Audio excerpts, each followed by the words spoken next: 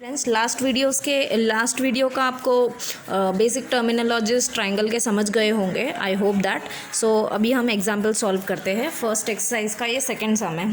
सो क्या दिया है देखो यहाँ पर, P S is perpendicular to R S, P S is perpendicular to R Q. Next Q T is perpendicular to P R. ठीक है, so this is the given and कुछ values दिए, मतलब आर क्यू का value आपको 6 दिया है, P S का वैल्यू भी 6 दिया है एंड पी आर का वैल्यू 12 दिया है। हमें क्यू टी फाइंड आउट करना है। सो देखो यहाँ पर मैं क्या कर सकती हूँ, देखो if I consider this as my base, अगर मैं इसको बेस कंसिडर कर रही हूँ, बिकॉज ये पूरा ट्राइंगल जो है वो ऑब्ट्यूज एंगल ट्राइंगल है, उसका जो हाइट बनेगा वो ट्राइंगल के बाहर बनेगा, और लास्ट वीडियो में हमने देखा। सो जो हाइट रहेगा वो क्या रहेगा, पी एस रहेगा। सो हम एरिया ऑफ ट्राइंगल का फॉर्मूला यूज़ करेंगे। Area triangle P Q R is equal to half into base into height. So I will make 2 columns, क्योंकि 2 कॉलम्स में ये सम हो जाएगा। सो हाफ इंटू बेस क्या है हमारा, R Q. I am considering my base as R Q. Write the पहला उसका नाम लिखो, फिर उसके बाद आर क्यू का वैल्यू लिखो। आर क्यू इंटू, अगर आर क्यू बेस है तो हाइट क्या हो जाएगा, पी एस। ओके, सो अभी वैल्यूज़ डालो। Equal to 1/2 into R Q का वैल्यू कितना है 6 इंटू पी एस कितना है 6। सो 2 1 ज़ा 2 3 ज़ा, सो 18 हो गया। So area of triangle P Q are जो मिला है वो हम लोगों को 18 मिला है। एरिया ऑफ ट्राइंगल बेस, अगर तुम लोग ये लेके हाइट ये लिया, ठीक है, और दूसरा बेस ये लेके हाइट ये लिया, एरिया चेंज नहीं होएगा, पी क्यू आर का एरिया उतना ही रहेगा। Okay, so area will be 18 only. So area, वापस एरिया ऑफ ट्राइंगल का फॉर्मूला यूज़ करेंगे। Area of triangle P Q R is equal to, formula वही, half into base into height. But पिछले time जो मैंने बेस लिया था वो मेरा था आर क्यू, बट अब मैं बेस कंसिडर करूँगी P R will be my base. तो हाफ इंटू बेस क्या है, पी आर, तो तब जाके मेरा हाइट हो जाएगा। देखो ये दोनों एंगल्स लेस देन 90 डिग्री है, इसके लिए हाइट जो बना वो अंदर बना, and that is Q T. So now substitute the values. अभी area of triangle P Q R हम लोगों को पता है, राइट दिस एज इक्वेशन 1। सो कितना है 18 कहाँ से मिला वो लिख दो, फ्रॉम इक्वेशन 1 मिला हम लोगों को। Okay, so 18 is equal to half into base क्या है हमारा, पी आर का वैल्यू कितना है 12 इंटू हाइट कितना है Q T, which I don't know. So 2 1 ज़ा 2 6 ज़ा 6 इधर मल्टीप्लाई हो रहा है, यहाँ आके डिवाइड हो जाएगा। 18/6 is equal to Q T. That is my QT will be 6 1 ज़ा 6 3 ज़ा, so therefore QT is equal to 3. This is my answer. समझ में आया? So तुम लोगों को अभी समझा रहेगा कि बेस ये लेंगे तो हाइट क्या होएगा, हाइट बेस ये लेंगे तो हाइट ये होएगा करके। सो ये वाला टेक्निक यूज़ करके तुम लोग हाइट कहाँ पर भी रहने दो वो फाइंड आउट कर सकते हो। Okay, so now let's do the next example. ये वाला एग्जाम्पल है, इसमें गिवन देखो क्या है, A P perpendicular to B C. First given is A P perpendicular, इसको बोलते हैं परपेंडिकुलर, उल्टा टी जैसा दिख रहा है ना, वो परपेंडिकुलर है।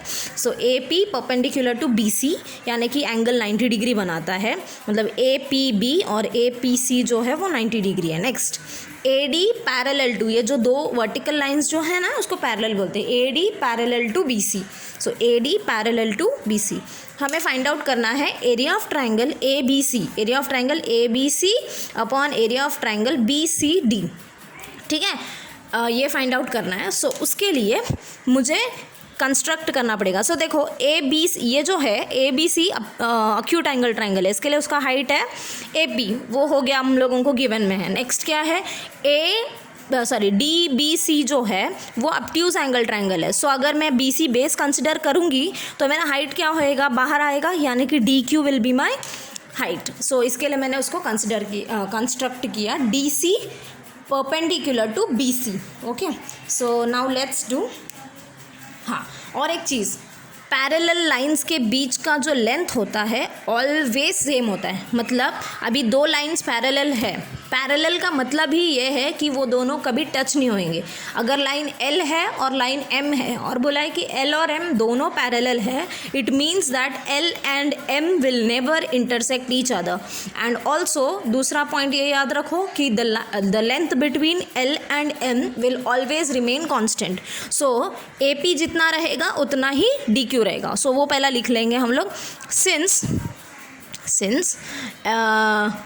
what AD parallel to BC, therefore length between them will never change. That is AP equal to DQ, equation number 1। ठीक है, अभी ये यूज़ करेंगे हम लोग। जो फाइंड आउट करना है वो area of triangle ABC upon area of triangle BCD। So formula क्या है, हाफ इंटू बेस, ABC के बेस को मैं B1 रख लेती हूँ, इंटू हाइट को H1 रख लेती हूँ, अपॉन हाफ इंटू बेस को BCD के बेस को B2 और हाइट को H2। ठीक है, so this will be equal to half half cancel. Okay, base ABC का बेस क्या है, BC। ओके, नेक्स्ट हाइट क्या है, ABC का हाइट है BC, अगर बेस लेंगे तो हाइट क्या हो जाएगा, AP। ठीक है, AP। नेक्स्ट BCD का base I am considering as BC, तो हाइट क्या हो जाएगा, DQ। Okay, so BC cancel हो जाएंगे क्योंकि BC दोनों सेम है। ठीक है, और दूसरा लिख देंगे रीज़न हम क्या आएगा, triangles with common base, triangles with common base. Okay, and next AP और DQ के बारे में इक्वेशन नंबर 1 में क्या दिया है कि दोनों इक्वल है। दोनों इक्वल है तो दोनों का वैल्यू सेम रहेगा, तो वो भी कैंसिल हो जाएगा, तो वो भी कैंसिल हो जाएगा। कैंसिल कहाँ से हो रहा है, Q हो रहा है फ्रॉम इक्वेशन 1। दूसरा रीज़न है फ्रॉम इक्वेशन 1। ठीक है, सो सब कैंसिल हो गए, मतलब ऊपर क्या बच गया, 1 अपॉन नीचे भी कुछ नहीं है, मतलब 1 बच गया।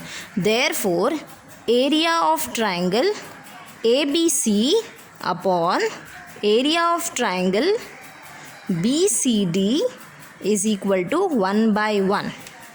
ठीक है, या फिर 1:1 लिख सकते हो, ऐसा 1:1, इसको बोलते हैं 1:1, 1/1 भी रख सकते हो। ठीक है, क्वेश्चन जैसा पूछा है, अगर 1:2 में पूछा है तो 1:2 में लिखो, या फिर अपॉन में पूछा है तो अपॉन में लिख दो। ठीक है, आई होप ये क्लियर है। दूसरा और एक एग्जाम्पल देखेंगे हम लोग। सो ये वाला एग्जाम्पल है वो इसमें दिया है, देखो गिवन लिखना मैं भूल गई हूँ, I will write the given is AD perpendicular to BC and next PQ also perpendicular to BC। ठीक है, सो ये actually you have to write this first, given लिखो पहला, then write the to find वाला। So to find में total 4 थे, मैंने 3 लिया है, I may do only 2 also, I don't know. Let's start. क्या दिया है देखो, फाइंड फर्स्ट वाला area of triangle PQB upon PBC। Now first figure out की ट्राइंगल PQB कहाँ पर है, PQB, this is your PQB। Next PBC,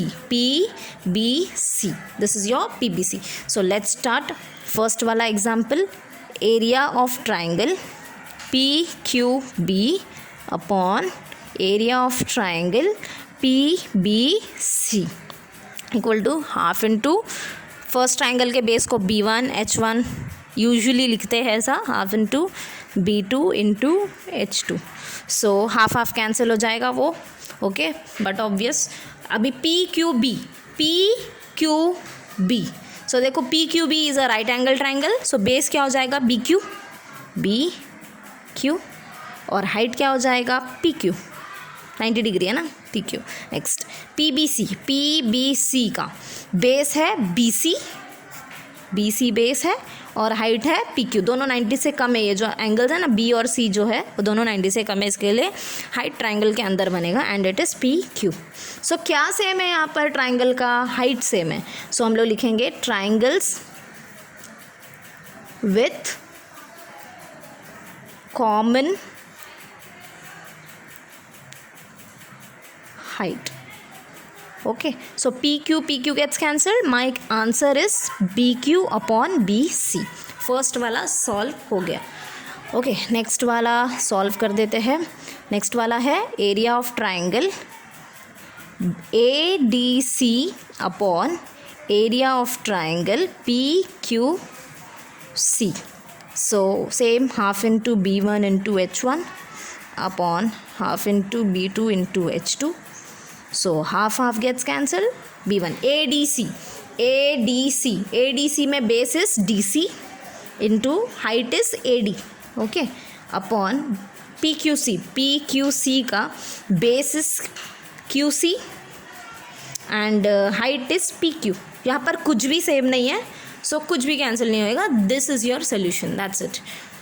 ऐसा नीचे रीज़न लिख सकते हो, with no common height and no common base, uncommon heights and uncommon bases. ठीक है, नेक्स्ट थर्ड वाला area of triangle ABC upon area of triangle ADC.